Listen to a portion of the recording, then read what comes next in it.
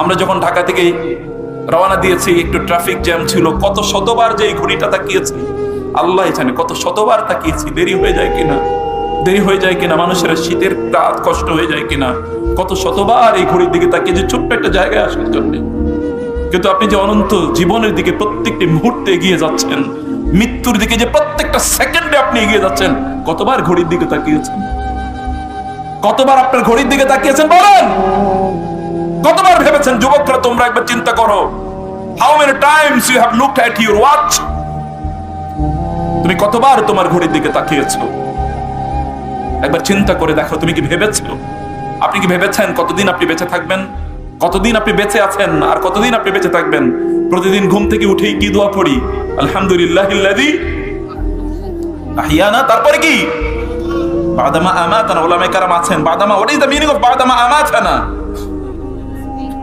ওয়াইলাইহিন নুশুর। বাদামা আমাতানা আলহামদুলিল্লাহিল্লাযী আহিয়ানা, সে রবের প্রশংসা যিনি আমাকে জীবন দিয়েছেন। বাদামা আমাতানা, আমাকে মৃত্যু দেওয়ার পর। ঘুমটা একটা মৃত্যু, ঘুমটা একটা মৃত্যু। আল্লাহ বলেছেন, আল্লাহ রাসূল বলেছেন ঘুমটা একটা মৃত্যু, ঘুমটা একটা মৃত্যু। প্রতিদিনই তো আপনার একবার করে মারা যান আপনি, এবং আপনি প্রতিদিনই ঘুম থেকে উঠে বলেন আলহামদুলিল্লাহিল্লাযী আহিয়ানা বাদামা আমাতানা। কিন্তু আলটিমেটলি আমাকে যার কাছে যেতে হবে তিনি হচ্ছেন কে? মহান আল্লাহ। ওয়া ইলাইহিন নুশুর, তার কাছেই আমাকে ফিরে যেতে হবে। ক্বালু মান বা'আসানা মিন মারকাদিনা হাদা, মান বা'আসানা মিন মারকাদিনা, আমাদের ঘুমের জায়গা থেকে কে আমাদেরকে উঠালো? ঘুম মৃত্যু এর সমতুল্য। আপনি তো প্রতিদিনই মারা যান এবং প্রতিদিনই আপনি জেগে উঠেন, জীবিত হন, এবং এই জীবন এবং মৃত্যুর খেলা প্রত্যেকটি মুহূর্তে আপনার চলছেই চলছে। হতেও পারে আপনি একবার ঘুমিয়েছেন, এই ঘুম থেকে আর কেউ আপনাকে জাগিয়ে তুলতে পারবে না। সেই দিন কি হবে? সময়টা কোথায় আপনি কাটাচ্ছেন? কিসের জন্য কাটাচ্ছেন? কিসের মোহে আপনি কাটাচ্ছেন? ইব্রাহিম আলাইহিস সালাম ছুটে চলেছেন, তিনি ইরাক থেকে তিনি গিয়েছেন ফিলিস্তিনে, ফিলিস্তিন থেকে তিনি গিয়েছেন মিশরে, মিশর থেকে আবার মক্কায়। এই যে ছুটে চলা, ছুটে চলা, ছুটে চলা, সবগুলো ছুটে চলার একটাই মাত্র লক্ষ্য, উদ্দেশ্য, ইন্নী যাহিবুন ইলা রাব্বি সায়াহদিন, আমি আমার রবের কাছে হেদায়েতের জন্য আমি দৌড়াচ্ছি, আমি হেদায়েতের জন্য দৌড়াচ্ছি, যেন আমি হেদায়েত পাই। আপনার ছুটে চলার লক্ষ্য উদ্দেশ্য কি হওয়া উচিত? কেন আপনি ছুটে চলছেন? উমাইয়া খলিফা হিশাম ইবনে আব্দুল মালিক তিনি মক্কায় গেলেন। ভালো করে মনোযোগ দিয়ে শোনেন, কথা কি আপনারা বুঝতে পারতেছেন? আমার কথা সত্যি বুঝতে পারছেন? আচ্ছা আচ্ছা, মাশাআল্লাহ। আল্লাহ তাআলা আমাদেরকে তৌফিক দান করুন, বলুন আমিন। আমল করা তৌফিক দিন আল্লাহ, বলুন আমিন। আমিন। একটু জোরে বলেন না, শরীরটা গরম হোক। পেছন থেকে যারা আছেন একটু বলুন আমিন। আল্লাহ তুমি আমাদেরকে তোমার দিন বুঝার তৌফিক দান করো আল্লাহ। প্রিয় ভাইরা, গভীর রাত, অনেক রাত হয়ে যাচ্ছে। আমি যে কথাটি আপনাদেরকে বলছি, প্রিয় ভাইরা, সম্মানিত বোনেরা, আজকের আলোচনা থেকে কিছু জিনিস নিয়ে বাসায় এগুলোকে অ্যাপ্লাই করবেন, এগুলোকে মানার চেষ্টা করবেন ইনশাআল্লাহ। হিশাম ইবনে আব্দুল মালিক তিনি মক্কায় গেলেন, most probably in order to perform his হজ অথবা উমরা। হজ করতে তিনি গেলেন বা উমরা করতে গেলেন তিনি। সেখানে গিয়ে তিনি বাইতুল্লাহ ঢুকে দেখলেন এখানে একজন ব্যক্তি নামাজ পড়ছে। জিজ্ঞেস করলো তিনি কে? বলা হলো যে তিনি আব্দুল্লাহ ইবনে ওমর রাদিয়াল্লাহু তাআলা আনহুর ছেলে। আব্দুল্লাহ ইবনে ওমর রাদিয়াল্লাহু তাআলা আনহুর ছেলে, তিনি সালাত আদায় করছেন। তিনি তার কাছে আগালেন এবং তাকে গিয়ে বললেন যে আমি আপনাকে কিছু জিনিস দিতে চাই, আমি আপনাকে কি করতে চাই? কিছু জিনিস দিতে চাই। তিনি কি বললেন জানেন? যাকে তিনি বললেন, এই আব্দুল্লাহ ইবনে ওমর রাদিয়াল্লাহু তাআলা আনহু, তার ছেলে আব্দুল্লাহ ইবনে ওমর রাদিয়াল্লাহু তাআলা আনহু, তার ছেলের নাম হলো সালেম বিন আব্দুল্লাহ ইবনে ওমর ইবনে আব্দুল্লাহ ইবনে ওমর, সালেম বিন আব্দুল্লাহ ইবনে ওমর। সালিম বললেন, আমি আল্লাহর ঘরে আল্লাহর কাছে না চেয়ে তোমার কাছে চাইব। আমি আল্লাহর ঘরে আল্লাহর কাছ থেকে না নিয়ে তোমার কাছ থেকে নেব। আমি আল্লাহর ঘরে এসেছি আল্লাহর কাছে চাওয়ার জন্য। তোমার কাছে চাওয়া এটা আমার জন্য সাজে না, এটা কোনো মুমিনের জন্য সাজে না, এটা কোনো মুমিনের জন্য এটা সাজে না, হতে পারে না। একজন মুমিনের জন্য এটা উপযুক্ত নয়, শোভনীয় নয় যে আল্লাহর ঘরে এসে দাঁড়িয়ে সে অন্য কারো কাছে কোনো জিনিস চাইতে পারে। কারণ আল্লাহর নবীদের অবস্থা ছিল ওহুয়া কায়িমুন ইউসাল্লি ফিল মিহরাব, আল্লাহর কাছে প্রার্থনা করেছে যখন তিনি সালাতে দাঁড়িয়ে, তিনি আল্লাহর ঘরে যখন তারা থাকেন তখন কেবল তারা আল্লাহর কাছে চান, অন্য কারোর কাছে না। ফি বুয়ুতিন আযিনাল্লাহু আন তুরফা ওয়া ইউযকারা ফিহা ইসমুহু ইউসাব্বিহু লাহু ফিহা বিল গুদুই ওয়াল আসাল রিজালুন লা তুলহিহিম তিজারাতুন ওয়ালা বাইউন আন যিকরিল্লাহ ওয়া ইকামিস সালাতি ওয়া ইতাইজ যাকাতি ওয়া ইয়াখাফুনা ইয়াওমান তাতাকাল্লাবু ফিহিল কুলুব ওয়াল আবসার। প্রকৃত পুরুষ, ডেফিনেশন অফ ম্যান, মানুষের প্রকৃত পরিচয় তো হচ্ছে তারাই যাদের যত ব্যস্ততাই থাকুক না কেন, তারা যখন আল্লাহর কথা যখন তাদের সামনে উচ্চারণ করা হয় তখন তারা সবকিছু ভুলে যায়। তারা আল্লাহ সুবহানাহু ওয়া তাআলার সামনে যখন দাঁড়িয়ে যায় তখন তারা আল্লাহর সামনে আর কাউকে স্মরণ করে না। These people are dignified in the sight of Allah. আল্লাহর কাছে এরাই মানুষ, রিজাল, এরাই সত্যিকার মানুষ। অন্য কেউ আল্লাহর কাছে, আল্লাহর দৃষ্টিতে অন্য কেউ মানুষ না। উলাইকা কাল আনআমি বাল হুম আদাল।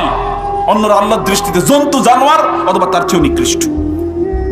যে বলেন আমি ইন দ্য হাউস অফ আল্লাহ, আল্লাহর ঘরে আমি আপনার কাছ থেকে নেব, আপনার কাছে আমি চাইবো, আপনি আমাকে দেবেন। হিশাম একটু অপ্রস্তুত হয়ে গেলেন। হিশাম তৎকালীন বাঘা, তিনি খলিফা, খেলাফতের তিনি প্রধান। তিনি ভাবলেন যে ঠিক আছে, সালেমকে কিছু দেয় এটা সাধারণ বিষয় না। বাংলাদেশের সবচেয়ে বড় শেখকে আপনি কোন একটা জিনিস দিতে পারেন, এটা সাধারণ বিষয় না। সালেম সালাত শেষ করে তিনি বের হয়ে গেলেন। মসজিদের বাইরে এসে হিশাম বললেন, আমি আপনাকে কিছু স্বর্ণমুদ্রা দিতে চাই। হিশাম কি বলেছেন জানেন? যখন আমি স্টোরি পড়ি তখন আমার কলিজাতে কেঁপে উঠে। তিনি বলেছেন, আমি তো আল্লাহর কাছে স্বর্ণমুদ্রা চাই না, আল্লাহর একটা সৃষ্টির কাছে কিভাবে আমি স্বর্ণমুদ্রা চাইবো? আমি আল্লাহর কাছেই তো চাই না এগুলো। আমি তো আল্লাহর কাছে এগুলো চাওয়াকে আমি আমার ডিগনিটির বিপরীত মনে করি। এগুলো তো আমি আল্লাহর কাছেই চাই না। আমি আপনার কাছে এগুলো চাইবো মানে, আপনার কাছ থেকে আমি এগুলো নেবো মানে, এগুলো তো নিব না আমি আপনার কাছে। লাউ কানাতিদ দুনিয়া তা'দিলু ইনদাল্লাহি জানাহা বাউদাতিন লামা সাকা আল কাফিরা শারবাতা মাইন। আল্লাহ সুবহানাহু ওয়া তাআলার কাছে এই গোটা পৃথিবীর মূল্য যদি একটা মশার ডানার পরিমাণ হতো, তাহলে আল্লাহ তাআলা কোনো কাফেরকে এক ফোঁটা পানিও পান করাতেন না। কিন্তু এই দুনিয়ারই তো আমরা কুকুর, দুনিয়ার পেছনে ঘুরতে ঘুরতে অস্থির আমাদের অবস্থা। প্রত্যেকটা জায়গায় আমরা, মসজিদে গিয়ে আমরা দুনিয়া খুঁজি, অন্য জায়গায় গিয়েও আমরা দুনিয়া খুঁজি।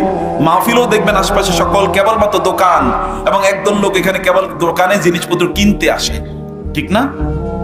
বুঝেন নাই কথা? আশপাশে আপনাদের এখানে দোকান বসেছে কিনা, যেন আমরা যেখানে যাই বলি যে খবরদার আশপাশে কোনো দোকান বসাতে পারবেন না। আপনি কি মাহফিল করতে এসছেন নাকি এখানে মেলা বসাতে এসছেন? যে মেলা বসান তাহলে এখানে ওলামায়ে কেরামদেরকে দাওয়াত দেওয়ার দরকার নাই, অন্যদেরকে দাওয়াত দেন। মেলা তো এখানকার ইস্যু না। এখানে লোকেরা এসছে, তাদের ক্ষুধা আছে। ক্ষুধা দুই প্রকার, পেটের ক্ষুধা আর হলো ইমানের ক্ষুধা। ইমানে তার ক্ষুধা আছে, তিনি এখানে দ্বীনের কথা শুনতে এসেছেন, অন্য কোনো উদ্দেশ্যে তিনি নয়। প্রিয় ভাইরা, আমি বলছি যে আপনি যে আপনার সময়টাকে যে ব্যয় করছেন, প্রতি মুহূর্তে যে আপনি মৃত্যুর দিকে এগিয়ে যাচ্ছেন, তার জন্য আপনার করণীয় কি, বা তার জন্য আপনার প্রিপারেশন কি, তার জন্য আপনার প্রস্তুতি কি, আপনি কতটুকু প্রস্তুতি নিচ্ছেন? আল্লাহ সুবহানাহু ওয়া তাআলা তো আপনার ডেস্টিনি, আপনার ডেস্টিনেশন, তিনি আপনার চূড়ান্ত লক্ষ্য এবং উদ্দেশ্য। আপনার প্রত্যেকটি পদক্ষেপ কি আপনি তার দিকে এগিয়ে যাচ্ছেন কিনা? আপনাকে যদি এখনই বলা হয় আপনি কি জান্নাতে যাওয়ার মতো আমল করেছেন কিনা, একবার চিন্তা করে দেখুন। তাহলে কবে আপনি আমল করবেন? জান্নাতে যাওয়ার জন্য আপনি কাজ কবে করবেন? এই জন্য আপনি কবে সময় বের করবেন? প্রিয় ভাইরা, রাসূলুল্লাহ সাল্লাল্লাহু আলাইহি ওয়াসাল্লাম বলেছেন, নি'মাতানি মাকবুনুন ফীহিমা কাসীরুম মিনান নাস, আস-সিহহাতু ওয়াল ফারাগ। মানুষ দুটো নেয়ামত পেয়েছে, কিন্তু এই দুটো নেয়ামত সম্পর্কে মানুষ উদাসীন। এর মধ্যে একটা হলো সিহহা, সুস্থতা, আর একটা হলো আল ফারাগ, অবসর সময়।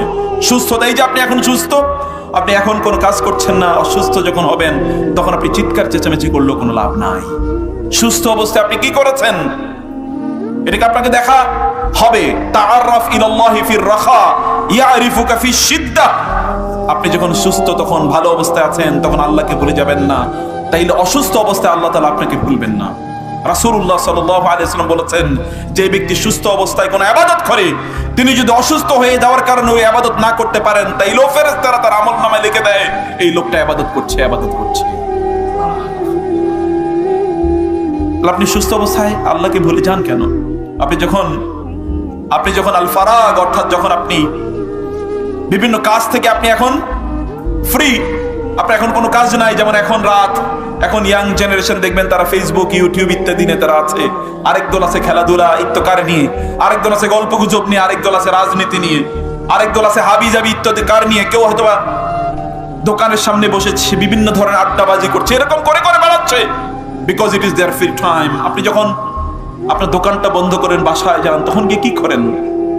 আপনি যখন চাকরি শেষ তখন আপনি কি করেন? তোমরা যখন স্কুল, কলেজ, ইউনিভার্সিটি থেকে আসো, এমনকি you come back from your মাদ্রাসা, মাদ্রাসা থেকেও যখন তুমি ফিরে আসো, তোমার অবসর সময় তুমি কি করো বলো তো? আপনারা কি করেন? আপনারা বলেন, চিন্তা করুন। as-sihhat wal faragh, আপনার অবসর সময় আপনি কি করছেন? এই অবসর সময়গুলো ব্যবহার করে শয়তান আমাদেরকে ভয়ঙ্কর খারাপ দিকে নিয়ে যাচ্ছে। যত সুস্থ, যত শক্তি, তত ধরনের অপরাধ। যত যুবকরা আজকে এত এত বড় অপরাধে তারা লিপ্ত হয়ে গেছে, অপরাধের কোনো সীমা নাই। যৌবন মানে হচ্ছে একটা অপরাধের উন্মাদনা, যে সে কত বেশি অপরাধ করতে পারে। অথচ এই যৌবন মানে হচ্ছে আল্লাহ তাআলার ইবাদত। যৌবনে যারা আল্লাহ সুবহানাহু ওয়া তাআলার ইবাদত করেছে, বার্ধক্যে আল্লাহ তাআলা তাদেরকে কখনো অপমানিত, লাঞ্ছিত করেন না। যৌবনে যারা আল্লাহর ইবাদত করেছে, আল্লাহ সুবহানাহু ওয়া তাআলা বার্ধক্যে কখনো তাদেরকে লাঞ্ছিত করেন না। বার্ধক্যে কখনো তাদের যেন এমন হয় না যে তারা আল্লাহ সুবহানাহু ওয়া তাআলার ইবাদত থেকে তারা তাদের নিজেদেরকে দূরে রাখতে হয়েছে, কারণ তাদের যৌবনটা কাটিয়েছে আল্লাহ সুবহানাহু ওয়া তাআলার ইবাদতে। বার্ধক্যে আল্লাহ তাআলা তার প্রিয়তার মধ্যে তাদেরকে নিয়ে যান। আপনি নবী রাসূলদের জীবনের দিকে যদি তাকান, তাহলে আপনি তাই দেখতে পাবেন প্রিয় ভাইরা। সেজন্য আমি বলছি আপনাদেরকে, অবশ্যই যে কাজটি আপনাদেরকে করা দরকার, তাহলে আপনাদের রবের কাছে যাওয়ার জন্য আপনাদের কাজ করা দরকার। ইয়া আইয়ুহাল ইনসান ইন্নাকা কাদিহুন ইলা রাব্বিকা কাদহান ফামুলাকি। তুমি তোমার রবের সাক্ষাৎ পেতে চাও, তোমাকে কষ্ট করতে হবে। তোমাকে কষ্ট করে তোমার রবের সাক্ষাতে তোমাকে যেতে হবে। তুমি এমন নয় যে তুমি কষ্ট করবা না, তুমি আরামের বিছানায় তুমি শুয়ে থাকবে, গালিচায় তুমি শুয়ে থাকবে, তুমি আনন্দ ফুর্তিতে সময় কাটাবে, এভাবে তুমি তোমার রবকে পেয়ে যাবে। কখনোই তা হবে না। ফালাকতাহামাল আকাবা ওয়া মা আদরাকা মাল আকাবা। তোমাকে তোমার রবের কাছে যাওয়ার জন্য গিরিপথ অতিক্রম করতে হবে, বন্ধুর পথ তোমাকে অতিক্রম করতে হবে। ফাক্কু রাকাবাতিন আও ইতআমুন ফি ইয়াউমিন যী মাসগাবা ইয়াতীমান যা মাকরাবা আও মিসকিনান যা মাতরাবা সুম্মা কানা মিনাল্লাযীনা আমানু ওয়া তাওয়াসাউ বিল হাক্কি ওয়া তাওয়াসাউ বিস মারহামা উলাইকা আসহাবুল মাইমানা। ডানপন্থী জান্নাতি তুমি হতে চাও, তো তোমাকে গিরিপথ অতিক্রম করতে হবে। গিরিপথ অতিক্রম করা মানে হচ্ছে আল্লাহর ইবাদত করা, আল্লাহর সৃষ্টির সেবা করা, আল্লাহর ইবাদত করা, আল্লাহর সৃষ্টির সেবা করা। সুম্মা কানা মিনাল্লাযীনা আমানু, then these people are those who believe in Allah ওয়া তাওয়াসাউ বিল হাক্কি ওয়া তাওয়াসাউ বিল মারহামা ওয়া তাওয়াসাউ বিস সাবরি ওয়া তাওয়াসাউ বিল মারহামা। তারা মানুষকে ভালো কাজের জন্য তারা আদেশ প্রদান করে এবং তারা পরস্পরকে রহম করার জন্য তারা নসিহা প্রদান করে, এটা তাদের কাজ। এভাবে তাদের সময়গুলোকে তারা কাটিয়ে দেয়। আল্লাহ সুবহানাহু ওয়া তাআলা বলেন, কিন্তু বিপরীতে আরেক দল লোক আছে। আফারাআইতা মান ইত্তাখাযা ইলাহাহু হাওয়াহু ওয়া আদাল্লাহু আল্লাহু আলা ইলম ওয়া খাতামা আলা সামঈহি ওয়া কলবিহি ওয়া জাআলা আলা বাসরিহি গিশাওয়া ফামান ইয়াহদিহি মিন বাদিল্লাহি আফালা তাযাক্কারুন। তোমরা কি বুঝো না, আল্লাহ যদি তোমাদেরকে হেদায়েত না দেয়, মান ইয়াহদিল্লাহু ফাহুয়াল মুহতাদ ওয়া মান ইউদলিল ফালান তাজিদ লাহু ওয়ালিয়্যাম মুরশিদা। আল্লাহ যদি হেদায়েত না দেয়, কে তোমাকে হেদায়েত দেবে? আল্লাহ পথ না দেখালে কে তোমাকে পথ দেবে? আল্লাহ শান্তি না দিলে গোটা পৃথিবী যদি তোমার জন্য একত্রিত হয়, গোটা পৃথিবী তোমাকে এক বিন্দু শান্তি দিতে পারবে না। তাবৎ দুনিয়ার দিকে তাকিয়ে দেখো, যারা অনেক সম্পদের অধিকারী, অনেক প্রভাবের অধিকারী, তাকিয়ে দেখো তাদের রাতের ঘুম আরাম আল্লাহ তাআলা তাদের জন্য করে দিয়েছেন। চোখ খুলেই দেখো। আফালা ইয়ানজুরুনা ইলাল ইবিলি কাইফা খুলিকাত ওয়া ইলাস সামাই কাইফা রুফিআত ওয়া ইলাল জিবালি কাইফা নুসিবাত ওয়া ইলাল আরদি কাইফা সুতিহাত ফাযাক্কির ইন্নামা আনতা মুযাক্কির। একবার তাকিয়ে দেখেন সব কিছুর দিকে, আপনি তাকিয়ে দেখেন কিভাবে এই গোটা পৃথিবী আল্লাহ তাআলা যারা আল্লাহর অবাধ্য হয়েছে, আল্লাহ এই পৃথিবীটাই তাদের জন্য নরক বানিয়ে দিয়েছেন। দেখেন অশান্তিতে কিভাবে তাদের প্রত্যেকটা সেকেন্ড, প্রত্যেকটা মুহূর্তে যায়। ফেরাউনের অবস্থা দেখেন না? ফেরাউন এত বিশাল বড় সম্পদের অধিকারী। কাম তারাকু মিন জান্নাতিন ওয়া উয়ুন ওয়া যুরুইন ওয়া মাকামিন কারীম ওয়া নি'মাতিন কানু ফিহা ফাকিহিন ফামা বাকাত আলাইহিমুস সামাউ ওয়াল আরদু ওয়া মা কানু মুনযারিন। ফেরাউনের দিকে তাকান, এত ক্ষমতা, এত সম্পদ, এত লোক, এত জনগোষ্ঠী তার সেবা করার জন্য গোটা মিশর তার কাছে আত্মসমর্পণ করে আনা রব্বুকুমুল আ'লা বলে যে দাবি করেছে। লোকেরা তার সেবা করে, লোকেরা তার সামনে এসে তার সামনে সেজদা করে। এইরকম এক ফেরাউনও কেবলমাত্র একটা শিশু জন্ম নেবে, এই শিশুর কারণে দেখেন না ওইখানে বসে ঘামে। ওইখানে তার তছনছ হয়ে গেছে তার গোটা সাম্রাজ্য। একটা শিশু কবে জন্ম নেবে, ওই শিশুর হাতে তার সাম্রাজ্য ধ্বংস হয়ে যাবে, এই টেনশনে দেখেন ওর ঘুম হয় না। এটা পৃথিবীর তাবৎ এই জাতীয় ব্যক্তিদের জন্য এইটাই ব্যবস্থা। আল্লাহ তাআলা তাদের জন্য সবকিছু হারাম করে দেন, সুখ হারাম করে দেন। আপনি অ্যাপারেন্টলি বাহ্যত সেখানে কোনো সুখ দেখতে পাবেন, আসলে এটা সুখ না, এটা ফানুস, এটা balloon, it is something fake. এর কোনো অস্তিত্ব নাই, ডাজন্ট হ্যাভ এনি রিয়েলিটি। এগুলোর পেছনে ঘুরবেন না। এই যে ইয়াংরা এখন কেবলমাত্র তার পিছনে পিছনে ঘুরে বেড়ায়, কোথায় সুখ কোথায় শান্তি ইত্যাদির ব্যাপারে তুমি ঘুরে বেড়াও, আপনি ঘুরে বেড়ান, ওইখানে সুখ শান্তি নাই। কে বলেছে? আল্লাহ তো বলেছেন সেখানে সুখ নাই, আল্লাহ তো বলেছেন সেখানে শান্তি নাই। আল্লাহ সুবহানাহু ওয়া তাআলা বলেছেন আলা বিযিকরিল্লাহি তাতমাইন্নুল কুলুব, আমার জিকিরের মধ্যে তোমার অন্তরটা প্রশান্ত হবে। তোমার অন্তরের প্রশান্তি তো দরকার, তোমার অন্তরের প্রশান্তি তো আমি আমার হাতে রেখে দিয়েছি, আমার জিকিরের মধ্যে রেখে দিয়েছি। আল্লাহর স্মরণ করুন, সুবহানাল্লাহ বলেন, আলহামদুলিল্লাহ, আল্লাহু আকবার, লা ইলাহা ইল্লাল্লাহ, লা হাওলা ওয়ালা কুওয়াতা ইল্লা বিল্লাহ। এগুলোকে আপনাদের জিকির বানান প্রিয় ভাইরা। রাসূলুল্লাহ সাল্লাল্লাহু আলাইহি ওয়াসাল্লাম মুআজকে বলেন, মুআজ ইন্নী উহিব্বুক, Muaz I love you, Muaz I love you, Muaz আমি তোমাকে ভালোবাসি, মুআজ আমি তোমাকে ভালোবাসি। রাসূলুল্লাহ বলছেন একজন সাহাবীকে, আমরা আল্লাহর রাসূলকে বলতে বলতে বেহুশ, ইয়া রাসূলুল্লাহ আমরা আপনাকে ভালোবাসি। তিনি একজন সাহাবীকে ডেকে বলছেন, আই লাভ ইউ ইন্নী উহিব্বুকা ইয়া মুআজ, মুআজ আমি তোমাকে ভালোবাসি। তুমি যদি আমার ভালোবাসাটাকে কন্টিনিউ পেতে চাও তাহলে প্রতি নামাজের শেষে তুমি এই কথা বলতে বলো না, আল্লাহুম্মা আইন্নি আলা যিকরিকা ওয়া শুকরিকা ওয়া হুসনি ইবাদাতিক। আল্লাহ তোমার জিকির, তোমার শুকর এবং উত্তম ভাবে তোমার ইবাদত করতে তুমি আমাকে সাহায্য করো। দোয়াটা কারা কারা পারেন হাত তোলেন তো দেখি। সুবহানাল্লাহ। আল্লাহ তাআলা আমাদের সবাইকে দোয়াটা মুখস্থ করার তৌফিক দিন, বলুন আমিন। আমার সাথে বলুন তো, আল্লাহুম্মা আইন্নি আলা যিকরিকা ওয়া শুকরিকা ওয়া হুসনি ইবাদাতিক। দোয়াটা পড়বেন তো ইনশাআল্লাহ, মুখস্থ করবেন তো। যারা মুখস্থ করেন না তারা মুখস্থ করে নেবেন। বলেন তো কারা কারা মুখস্থ করেন, হাত তুলে দেখান তো আমাকে। এই যে অনেকে হাত তুলে নেই, আপনি হাত তুলেন না কেন? হাত তুলে দেখান যে মুখস্থ করবেন ইনশাআল্লাহ, করবেন তো। এটা মোবাইলে রেকর্ডিং করে রাখেন, একজন আলেমের কাছে আনেন যে আমাকে উস্তাদ এটা একটু শুনিয়ে দেন, এটা রেকর্ড করে দেন, শুনতে থাকবেন, শুনতে শুনতেও মুখস্থ হয়ে যায়। আর তিনটা শব্দ, আল্লাহুম্মা ইন্নী আলা যিকরিকা ওয়া শুকরিকা ওয়া হুসনি ইবাদাতিক। আল্লাহ যিকির, আপনার যিকিরের সুযোগ আমাকে দেন। ওয়ালা ইয়াজালু লিসানুকা রাতাবাম মিন যিকরিল্লাহ, তোমার জিহ্বাটি সবসময় সিক্ত রেখো আল্লাহর যিকিরের মাধ্যমে। কেউ যদি আল্লাহর নাম স্মরণ করে, আল্লাহ সুবহানাহু ওয়া তাআলা তার নিকটবর্তী ফেরেশতাদের সামনে ওই ব্যক্তির নাম স্মরণ করেন। সুবহানাল্লাহ বলবেন না? আল্লাহ তাআলা কার সামনে? আল্লাহ স্মরণ করা মানে কি? হোয়াট ডাজ ইট মিন? এর অর্থ কি? এই পৃথিবীর কোন যদি প্রভাবশালী ব্যক্তি, সম্পদশালী অথবা কোন দেশের রাষ্ট্রপ্রধান যদি আপনার নাম একবার স্মরণ করে, তাহলে তো আপনি সোনার ফ্রেম দিয়ে এটাকে বাইধা রাখবেন। দেখেন না অমুকের সাথে অমুকের কোন একদিন যেন চিপা চাপায় একটা ছবি উঠাইছিল, এটা দেখেন না ফ্রেম দিয়ে বাধাই করে রাখে, রাখে কিনা? আপনাদের এলাকায় নাই এরকম? যাইয়া দেখেন যে ফ্রেম একেবারে সোনা দিয়া বাধাই করে রাখে। কেন বাধাই করে রাখে জানেন? তাহলে যদি কোনোদিন একটু দেখা পায়। একদিন আমি দেখেছি এরকম যে কোনো এক জায়গায় বিশাল বড় কোনো এক ব্যক্তির একটা পোস্টার অথবা তার একটা বড় একটা ছবি, ওই ছবিতে দেখি একজন মহিলা চুমু দিতেছে, খালি চুমু দিতেছে, কালো চুমু দিতেছে। আমি ভাবলাম যে ঘটনাটা কি? ঘটনাটা হলো কিছু লোক আবার এটাকে কি করছে, রেকর্ড করতেছে ক্যামেরা দিয়া, এটাকে আবার দিয়ে দেবে অমুকের কাছে, দেখাবে যে দেখেন আপনারে আমি কত ভালোবাসি, রাস্তায় পর্যন্ত আপনার ছবি দেখে আমি চুমু দিই, তারপরে যদি কিছু পাওয়া যায়। এত নিকৃষ্ট মানুষের মানসিকতা হতে পারে? এগুলো মানুষ এত তুচ্ছ, মানুষ তার নিজকে এত তুচ্ছতার পর্যায়ে পর্যন্ত নিয়ে যায় সামান্য কিছু পাওয়ার জন্য। আর যদি মহান আল্লাহ, যিনি সব কিছুর স্রষ্টা, এরকম কোটি কোটি মানুষ আল্লাহ সুবহানাহু ওয়া তাআলার কাছে একটা সামান্য মজার পরিমাণ মূল্য রাখে না, সেই মহান রব যদি আপনার নাম স্মরণ করে তাহলে কি হতে পারে চিন্তা করে দেখেন তো। সেই জন্য তার নাম স্মরণ করবেন, তার কাছে চাইবেন। প্রিয় ভাইরা, আল্লাহর কাছে চাইতে পারা এটা সাধারণ কোনো ইস্যু না, এটা মর্যাদাবান ব্যক্তিদের ইস্যু। আল্লাহর কাছে চাইতে পারা, আল্লাহর কাছে আত্মসমর্পণ করতে পারা, এই পৃথিবীর আল্লাহর সৃষ্টির মধ্যে সবচেয়ে সম্মানজনক যারা, আকরামু খালকিল্লাহ, আশরাফু খালকিল্লাহ, আল্লাহর সৃষ্টির মধ্যে সবচেয়ে সেরা সৃষ্টি যারা, তারাই কেবলমাত্র আল্লাহর কাছে আত্মসমর্পণ করতে পেরেছে। আর এই পৃথিবীর সবচেয়ে নিকৃষ্ট গুলো তারা আল্লাহর কাছে আত্মসমর্পণ করতে পারে নাই, এবং তাদের অবস্থা দেখেন না কোথায় গিয়ে দাঁড়িয়েছে।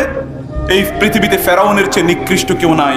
অথবা তাব্বাত ইয়াদা আবি লাহাবিন ওয়া তাব্বা মা আগনা আনহু মালুহু ওয়া মা কাসাবা, সে যা উপার্জন করেছে, যা কিছুই থাকুক না কেন, তার সকল সম্পদ, তার সকল সম্মান, তার সকল ক্ষমতা, প্রভাব, প্রতিপত্তি ইত্যাদি সবকিছু নিয়ে সে প্যারালাইজড হয়ে গিয়েছে, প্যারালাইজড হয়ে গেছে। তাব্বাত ইয়াদা আবি লাহাবিন ওয়া তাব্বা।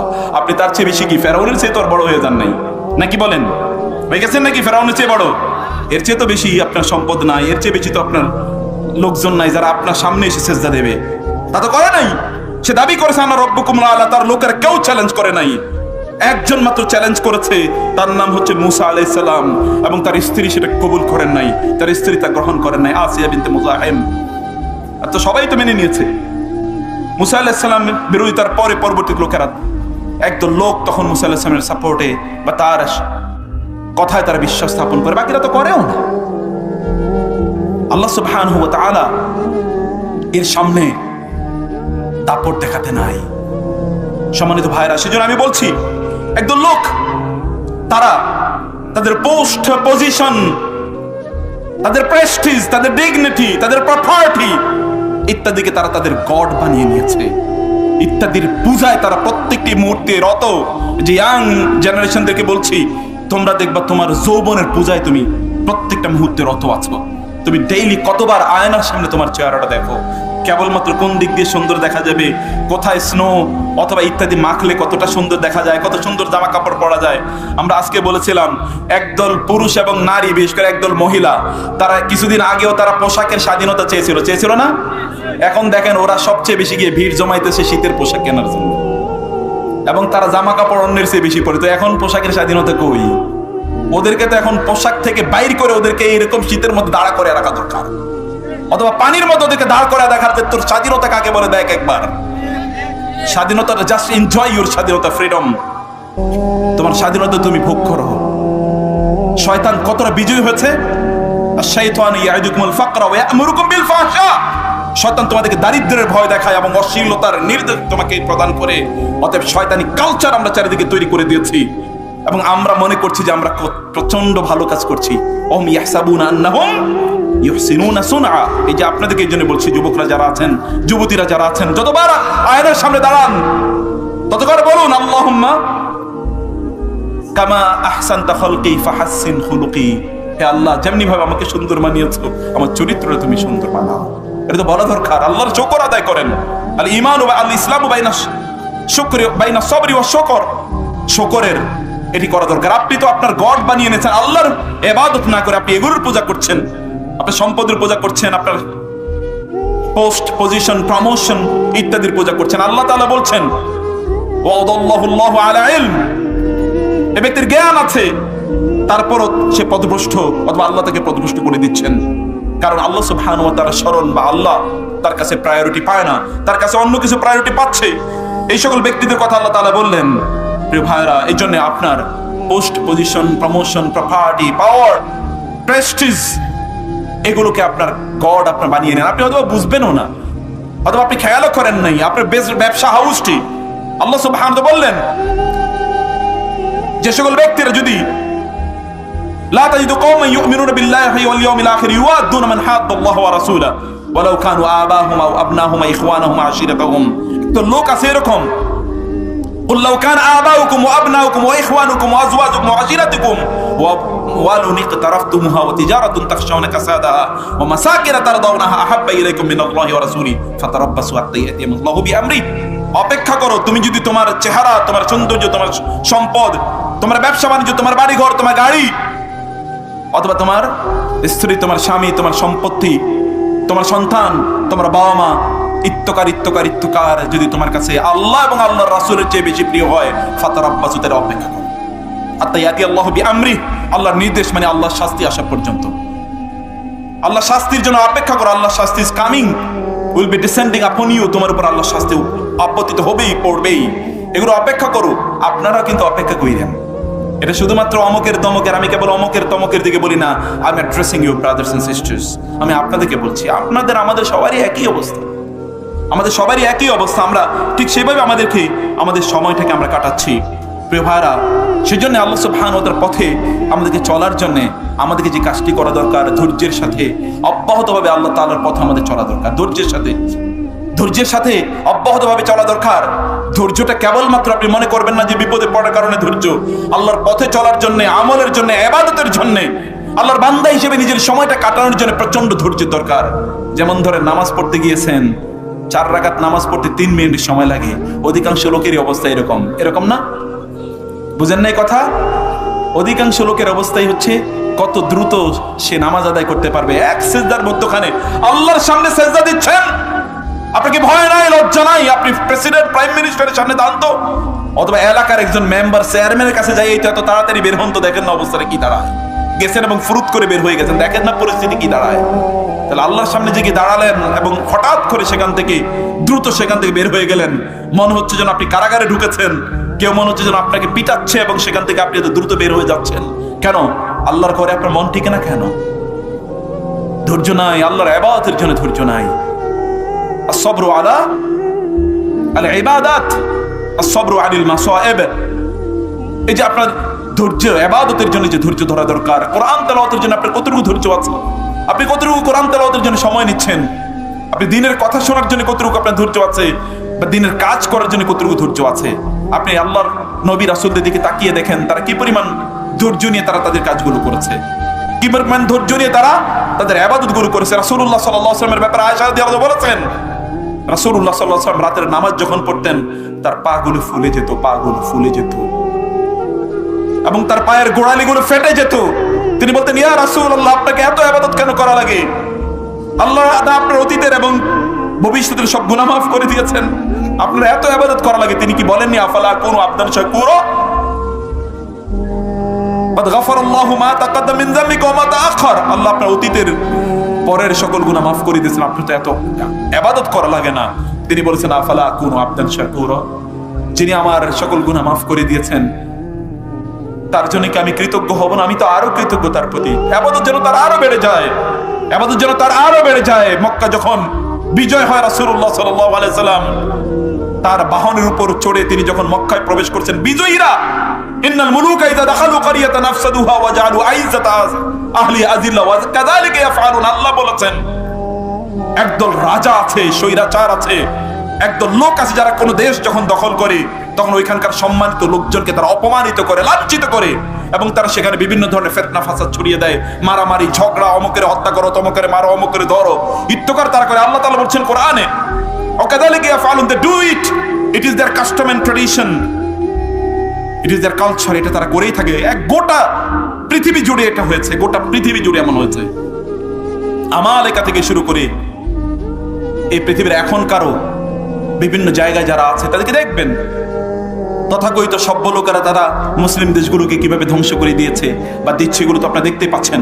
আমি বলছি যে আল্লাহ সুবহানাহু ওয়া তাআলা বললেন যে এই সকল লোকদের অবস্থা, তারা অসম্মানিত করে, অপমানিত করে, লাঞ্ছিত করে যখন তারা কোনো দেশে যখন তারা প্রবেশ করে, কোনো জায়গায় যদি তারা জয়েন করে, আল্লাহ সুবহানাহু ওয়া তাআলা এই সকল তাদের অবস্থাটা হচ্ছে এরকম, তারা ধৈর্য ধরতে পারে না, তারা এতটা উদ্ধত হয়ে যায়, অহংকারী হয়ে যায়, তাদের অর্জনগুলোকে তারা সেলিব্রেট করে এভাবে, তাদের অর্জনগুলো তারা এভাবে সেলিব্রেট করে। কিন্তু আল্লাহর রাসূল মক্কা বিজয়, the most important turning point in the history of Islam, ইসলামের ইতিহাসে সবচেয়ে গুরুত্বপূর্ণ ঘটনার একটি, তিনি যখন মক্কায় প্রবেশ করেন, বিজয়ী ভেসে প্রবেশ করেন, কিন্তু তার মাথাটি যেন নিচের দিকে পড়তে ঝুলতে তার বাহনের সাথে লেগে যাবে, এইভাবে তিনি ঢুকছেন।